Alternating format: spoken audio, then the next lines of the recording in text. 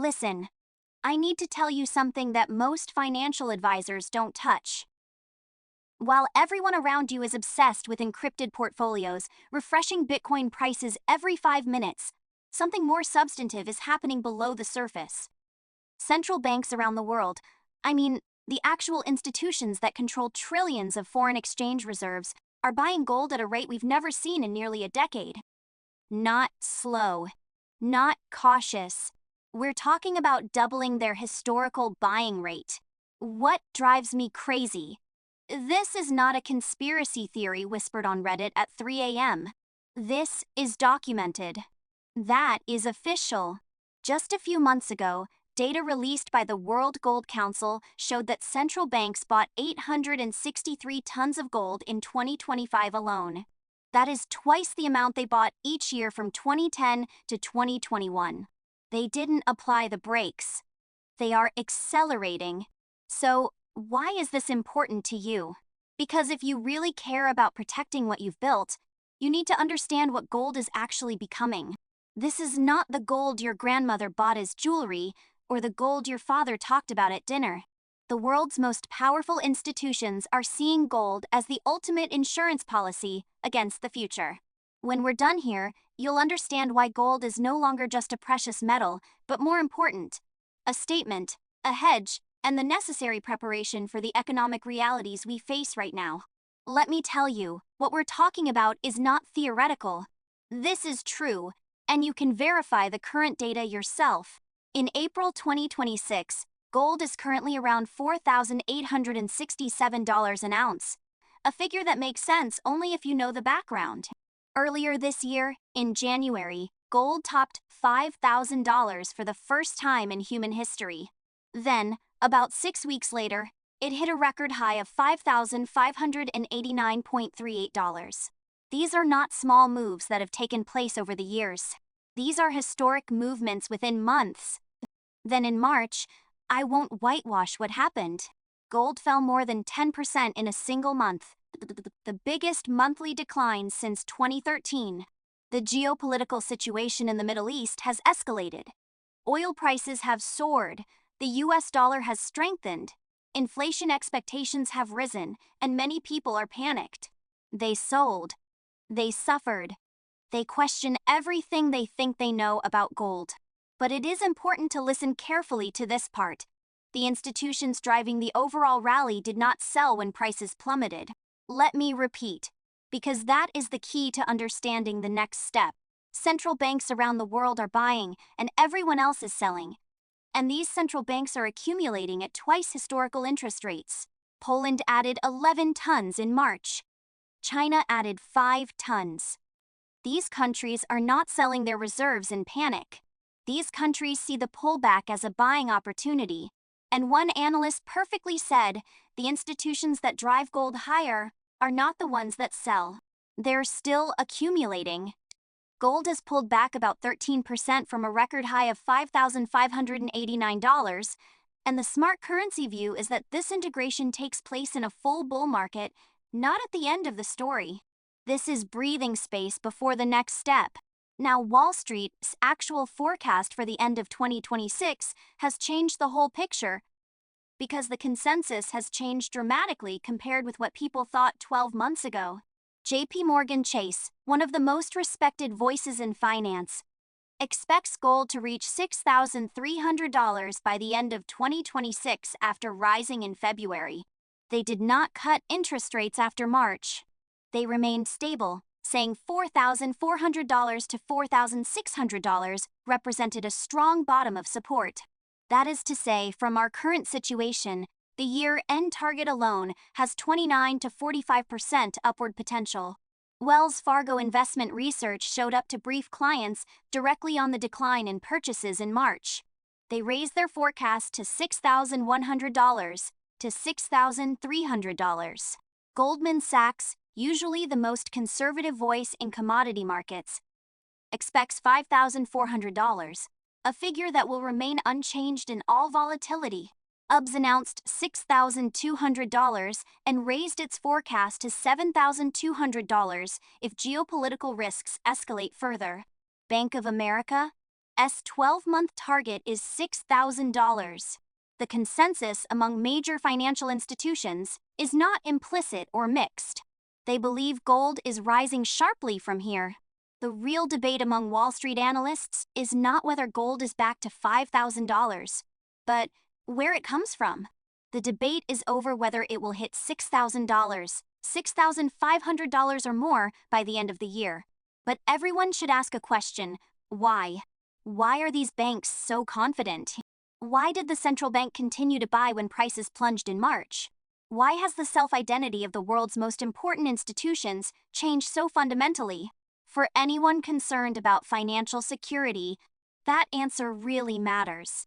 The 5 structural forces driving this round of gold rebound have nothing to do with temporary sentiment or short-term market cycles. These are long-term systemic shifts in how countries and institutions view money, reserves, and security. If you want to understand why gold is more important now than ever, you need to understand these forces. Power 1. Central bank de-dollarization. The most obvious force begins with the basic fact that the dollar has been the undisputed world reserve currency for decades. Each country holds dollars. Every country trusts the dollar. Every country feels comfortable holding most of its foreign exchange reserves in dollar-denominated assets. That trust is changing rapidly. What happened in 2022 shook global confidence in the entire system. The United States has frozen trillions of assets, frozen overnight by the Russian central bank over geopolitical differences. The single action led to a strategic reassessment by emerging market central banks. China asks itself this question. India asked, Turkey asked, Poland asked, and every country started thinking about the same thing. What if it happened to us? The answer is always the same: diversity. Reduce dollar exposure. Buy gold. The Central Bank of China extended the winning streak of gold accumulation to 15 consecutive months before January 2026, month after month and year after year. India is buying in large quantities. Turkish bulk purchases. Poland added 11 tons in March alone, viewing the price correction as a buying opportunity in this century. None of this was an accident or minor adjustment. These are strategic decisions by the world's most powerful institutions to reduce their dependence on dollar-denominated reserves. What economists call de-dollarization is one of the most undervalued but significant financial trends to date, with countries not buying euros, yen, or other reserve currencies as they reduce their exposure to the dollar. They were buying gold. Gold cannot be frozen. Gold cannot be sanctioned. Gold is the ultimate reserve of non-political value, which is why it is becoming the currency of choice for countries that want to be cut off from American foreign policy. Power 2. ETF tsunami. A second force is taking place among individual and institutional investors in Western markets, creating a feedback loop that amplifies everything else. Western gold ETF exchange-traded funds allow you to hold gold without physical holdings. With record inflows in 2025 and an additional $89 billion into gold ETFs. This pushed the total ETF position to a record high of 4,025 tons. With that in mind, the total reserves of 4,025 tons of gold exceed most countries. It is gold enough, almost equal to the value of a country's foreign exchange reserves. And people can buy, hold, and sell ETFs in brokerage accounts such as stocks. Why is this happening? The first reason is simple. Owning gold is easier than ever, with no physical storage, insurance, or security issues. The second reason is deeper, with investors waking up on a large scale to the actual long-term trajectory of government debt, currency depreciation, and inflation. The third reason is that as institutions allocate more gold, it becomes legal for conventional investors to increase their exposure and form a feedback loop. One institution enters the market, other institutions follow up, retail investors see this trend and follow up, verify institutional decision-making, so as to drive more institutions to enter the market, and the cycle continues. Power 3. Fed cuts interest rates. Here is an interesting thing that most people miss when considering gold prices. When interest rates are high, the opportunity cost of holding gold increases substantially. Gold doesn't yield anything. It pays no dividends. It doesn't generate revenue. Therefore, when you can get 5% treasury bonds, gold will be less attractive relative to yields. But that calculation changed when the Fed began cutting interest rates, and Goldman Sachs calculated it. They estimate that every 50 basis points of easing by the Federal Reserve will add about $120 an ounce of price support to gold. It is not that people are suddenly more optimistic about the world. However, the attractiveness of alternative risk-free treasury bonds relative to non-yielding assets is reduced. What happened is as follows: as inflation falls from a high, the market is pricing further interest rate cuts by the Federal Reserve in 2026. The Federal Reserve suspended the interest rate cut cycle in 2023. But now it seems that the interest rate cut is back, and each interest rate cut will reduce the opportunity cost of holding gold. Each cut makes gold more attractive than higher-yielding assets, like bonds and savings accounts. The fourth force, devalued trade. If you think for a long time about why gold is so important to financial preparedness, that is what really matters. Every major country on Earth has huge budget deficits. The federal debt of the United States is close to $35 trillion. Other developed countries have the same debt burden as GDP. Underpinning all this debt is a simple assumption that governments have been making: we will get out of trouble, we will cut spending, or we will find other solutions. But what if that doesn't happen? What if debt just keeps accumulating year after year, decade after decade? Then action must be taken. Spending cuts, steep tax increases, or the government solution through inflation and currency devaluation. Goldman Sachs calls it depreciation trade, and lists it as one of the 3 pillars of its bullish gold theory. This is a logic spreading among mature investors. If you believe that government debt is unsustainable and will eventually be resolved through inflation and currency depreciation, holding gold, an asset that historically maintained purchasing power during inflation, is necessary. This is not optimistic. This is pragmatic. This means, I don't know exactly when or how this was resolved, but I believe real value will be eroded from fiat money, so I need something to maintain its purchasing power. This belief is spreading among mature investors and institutions, driving sustained demand for gold, whether prices rise or fall on a given day. Power 5. Inflation expectations and economic uncertainty. The last force is the reality of inflation expectations and economic uncertainty entering the second half of 2026. The IMF expects global headline inflation to rise slightly in 2026 and then return to decline in 2027. And the slight rise is important in part because it means we are not out of trouble. We don't see a clear downward trajectory of inflation. In the context of the central bank's loose policy, we see a slight increase in inflation. There are unresolved geopolitical uncertainties. The situation in the Strait of Hormuz escalated and then partially eased. But this shows how quickly supply shocks can hit oil prices and spread to inflation expectations. That uncertainty persists. It is still there. Gold has traditionally risen during periods of geopolitical uncertainty because it is the ultimate safe haven asset when everything else seems risky. When you combine rising inflation expectations, geopolitical uncertainty, and large-scale government debt levels, the logical result is that gold becomes more attractive, not less.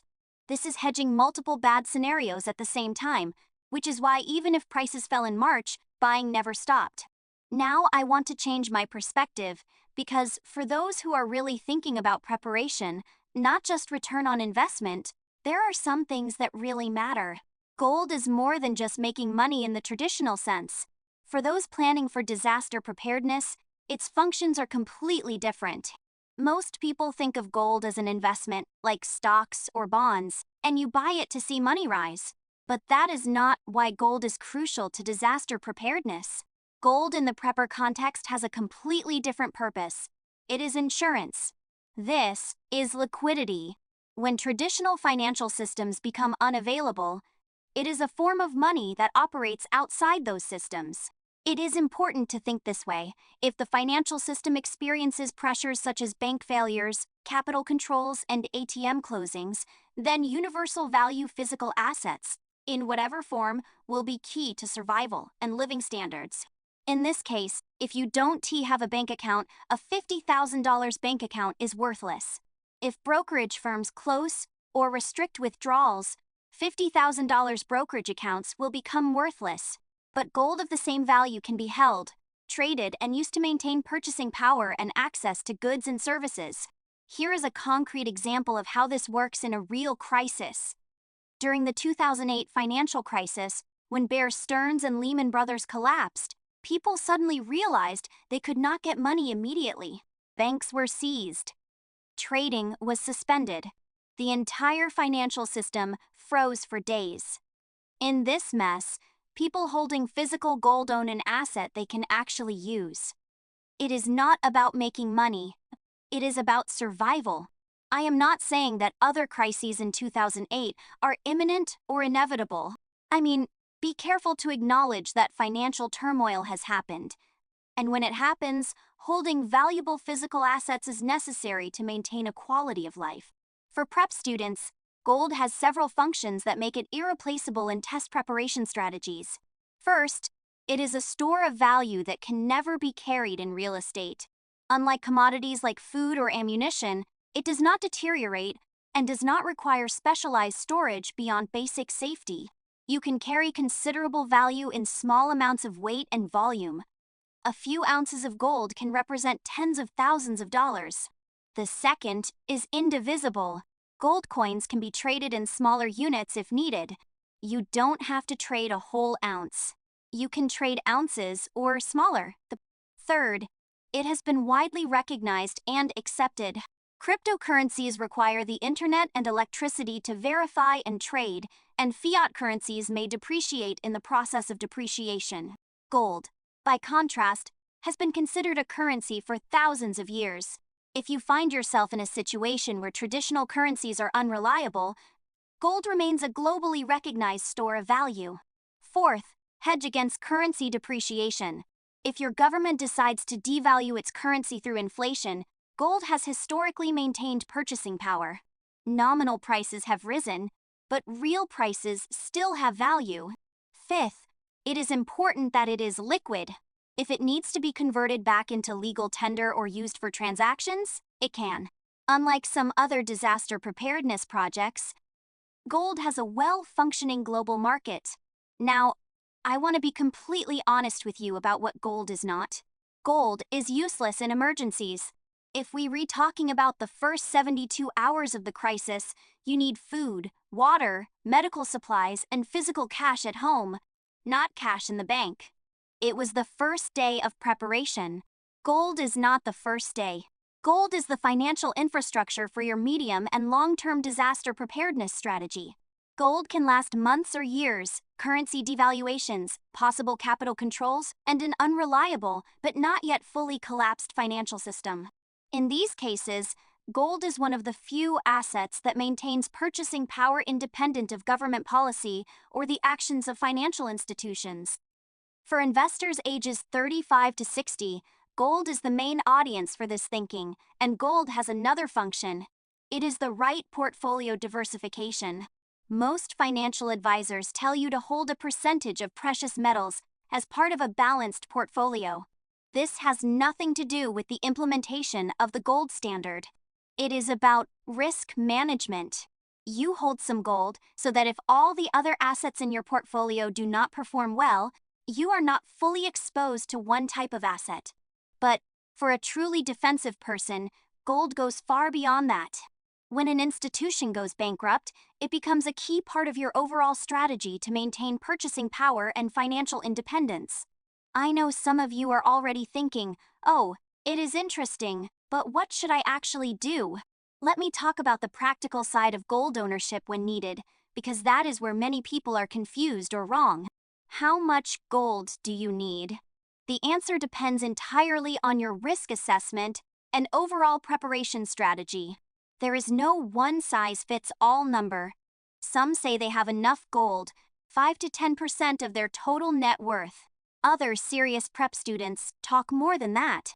My personal view is that if there is a major financial turmoil, you need enough gold to maintain purchasing power and access to goods and services in the long run.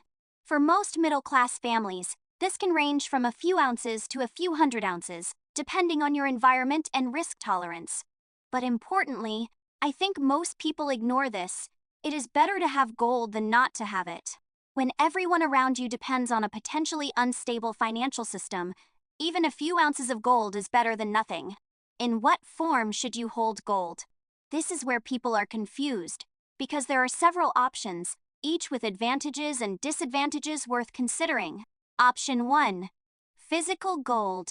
For prep students, the most popular forms are gold coins such as the American Golden Eagle, Canadian Maple Leaf, Australian Kangaroo, and South African Krugers, all of which are the most widely recognized and traded currencies in the world. The advantage is that they are easy to identify, divisible, and well known in global markets. If you need to trade or sell them, there are plenty of buyers everywhere. The downside is that for a large number of products, they take up space and require secure storage. If it is a stamp, an ounce of gold is as small as a stamp. But if you are talking about 100 ounces, it is much larger and heavier for safe storage. Option 2. Physical gold bars. Bars come in all sizes, from a gram to more than a kilogram, each with different benefits. On the plus side, bars are more efficient than coins because you don't have to pay a premium for coins, so you can get more gold in less space and spend less. The downside is that if you need to switch quickly, bars, especially smaller ones, are not easy to trade every day. Option 3. Gold ETF. If you want gold without physical storage complexity, the gold ETF is the answer. Your holdings represent the ownership of the actual gold held by a professional custodian in the vault. The advantages are obvious. Liquidity is extremely strong. There is no need to worry about physical safety. As long as the market opens, you can buy or sell immediately. For real prep students, the downside is significant. If the financial system is disrupted, you don't get gold. If the exchange is closed or service is limited, you can only view your holdings on a screen that is untouchable. If your broker has a problem, you may not be able to get shares. ETFs are well suited for portfolio management in a functioning financial system. They are not meant to be truly prepared. Option 4. Gold futures and options. I mention this only to say, to be prepared, avoid it altogether. Futures and options are leveraged and complex, requiring the financial system to function perfectly. If your goal is to be truly prepared, not guessing, stay away from that entirely. My advice for prep portfolios. If you think gold is part of your preparation strategy, I recommend that you have a set of physical gold coins that are easy to carry and access, some larger strips to effectively store trading volumes, and possibly a gold ETF as part of your overall financial diversification. Why merge? Because different scenarios require different forms of gold. If you need to leave your position quickly, coins are easier to carry and hide. Bars are more efficient if you store them at home for a long time. This can be done if ETFs need financial market exposure and liquidity while the system is still running. Where should you store it? This is crucial because if your gold is available to others or easy to confiscate, it destroys the whole use. Option 1. Home safety or secure storage. Some store physical gold in a safe or hidden place at home and have immediate access if needed. The downside is clear: a home safe can be found and removed, and having precious metals in your home increases your and your family's safety risks. Option 2. The bank safe. Many people use bank safes to store gold because they are safe, temperature-controlled, and insured. The downside is clear: in a severe financial crisis scenario, banks may restrict access to safe deposit boxes. That is what happened during some historic financial crises when people couldn't get their assets. Option 3. Private vault services. Private companies run vaults designed specifically to store precious metals, which are safer than home storage and more accessible than bank safes. The downside is that you pay an annual storage fee for this security. Option 4. Isolate and allocate storage at reputable dealerships. Some gold traders operate secure storage facilities to hold gold for you, separate from gold held by other customers. It is insured, professionally insured, and gold is still yours to sell or retrieve. That addresses concerns about bank access and seizures. My personal advice is a hybrid approach. Put some gold at home for immediate access when needed. I recommend not exceeding what you can accept from a security point of view, putting some gold in a private vault to ensure security and a larger amount, and possibly placing some gold in warehouses allocated by reputable distributors for ultimate security and insurance coverage. The specific split depends on your personal risk tolerance and situation. The important thing is that your gold is secure, and if circumstances permit, you can actually get it. I know a lot of viewers here are interested in cryptocurrencies and precious metals. One might think, if I can own Bitcoin, why buy gold? This is the comparison I want to discuss directly, because I think there are many misunderstandings about the function of these assets. Let me be clear. I'm not anti-encrypted. I think cryptocurrencies play an important role in diversification strategies.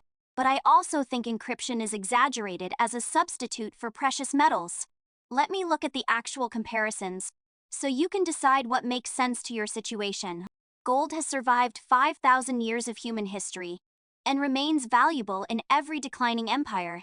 Every currency collapsed, and gold maintained its purchasing power. Every geopolitical upheaval, every war, every crisis, gold continues. This is not hype. This is a documented historical fact. Bitcoin has been around for 16 years. It did a good job. But there is no evidence to support the claim that this is a long-term, historically proven store of value. Gold is effective without technology, which is crucial for disaster preparedness scenarios. Gold can be traded and stored without the internet, without electricity, without any technology. If you have a power outage or internet outage in your area, gold can still work normally. Bitcoin didn't. It requires electricity, the internet, and the entire blockchain network to function properly. Gold is universally recognized. Go to any country on Earth, show someone gold, and they will understand the value of gold. Show someone Bitcoin, and most people don't know what it is or how to verify its value. In a real crisis scenario, if you are in a strange place or another country, gold is immediately identified. Bitcoin is not. Gold has no counterparty risk, a technical term that matters here. When you own physical gold, you have physical assets that exist independently of anyone else. When you own Bitcoin, you rely on the internet, on exchanges, on the proper maintenance of your account. Your access can be compromised or lost if your internet infrastructure is significantly disrupted or your cryptocurrency exchange is facing serious problems. Your gold has no counterparty risk. Still, Bitcoin and cryptocurrencies do have an undeniable advantage over gold. Bitcoin is more liquid in the current market, and you can sell it immediately in a functioning market, in a way you may not be able to use gold. Bitcoin is more portable because it requires far less physical space to store $10 million in Bitcoin than $10 million in gold. Bitcoin appeals to the younger generation and those deeply rooted in technology. In addition, if Bitcoin really achieves the value storage narrative expected by its supporters, there may be asymmetric upward space. So here are my practical thoughts. And I want to be blunt. A truly prepared financial strategy includes both gold and Bitcoin. You have some gold because of its tested historical stability and its function outside the technical system. You own Bitcoin because of its potential and because it provides functions that gold cannot achieve in modern markets. Those who own only gold are losing the edge of technology and innovation. Only Bitcoin holders are taking on counterparty and technical risks that gold does not have. Companies with both conditions have balanced preparedness and profit potential. Specifically, by 2026, gold has outperformed Bitcoin since the beginning of the year. But that was this year. Bitcoin is likely to perform significantly in the coming years. Both will be part of future smart finance plans, especially for those worried about the stability of the financial system. Well, let me put this together, because I want you to leave this video with a clear explanation of how to handle this information. Gold is undergoing a fundamental global reassessment by the most resourceful and long-term institutions. Central banks are accumulating money at double historical interest rates. Major financial institutions are expected to rise sharply from current levels. The structural forces behind the rebound, such as central bank de-dollarization, ETF inflows, interest rate cut expectations, depreciation concerns, inflation uncertainty, and so on, are not temporary fluctuations. They are a long-term shift in how the world's most important institutions view reserves and security. From a disaster preparedness perspective, gold has functions that legal tender does not have at all and maintains purchasing power independent of government policies. It gained global recognition. Outside the financial system, it works when they feel stressed. It is portable, divisible, and mobile. For those who are really thinking about preparing for the environment in 2026, gold should be an important part of your strategy. Here are some specific steps I suggest you take this week. First, educate yourself. You don't make financial decisions based on YouTube videos. Do your own research. Look at the numbers. Look at central bank holdings. Look at the World Gold Council report. Understand the market for yourself and make informed decisions. Second, honestly assess your risk tolerance. How much risk of financial turmoil do you really face? How worried are you about long-term monetary stability? Your answers to these questions determine how much gold you should own and what form you should take. Third, if you think gold is reasonable for you, start gradually building your position. You don't have to buy everything at once. You can build it. The current price level of about $4,867 an ounce is a solid entry point against the target of $5,400 to $6,300 at the end of the year. But even if prices rise, it is important to hold some gold as part of a long-term strategy. Fourth, be considerate of form and storage. Don't just buy gold, put it on a shelf that anyone can find. Consider secure storage. Think about accessibility. If necessary, plan how to actually use it. Finally, don't look at gold in isolation. This is part of a comprehensive preparation strategy. Families also need emergency cash. You need food storage. You need water. You need medical supplies. You need diverse sources of income. Gold is the financial infrastructure for long-term disaster preparedness, but it works with these other elements rather than replacing them. Here is the reality. We're now going through an unusual moment in economic history. Central banks are shifting from relying on the dollar to accumulating gold. Governments' debt levels have historically been unsustainable. Inflation is still rising in the context of interest rate cuts. Geopolitical uncertainty remains. In this environment, the most resourceful central banks, major banks, and institutional investors have positioned themselves on gold. You have a chance to do the same. You have the opportunity to build positions in the assets that the central bank is accumulating, which have survived for 5,000 years and played a role in disaster preparedness. Whether you choose to do so is entirely up to you, but you should understand why it is worth considering. Thank you for taking the time to follow this video. If this works for you, click the like button. If you want to go deep into financial markets and prepare strategies, subscribe. Leave a comment below to share your thoughts on gold, preparations, or any aspect we discuss here. The comment area is where the real conversation takes place. It is a complicated thing, and there is real value in talking about it wisely. So get involved, think critically, and make decisions that are appropriate for your situation and your risk tolerance. See you in the next video.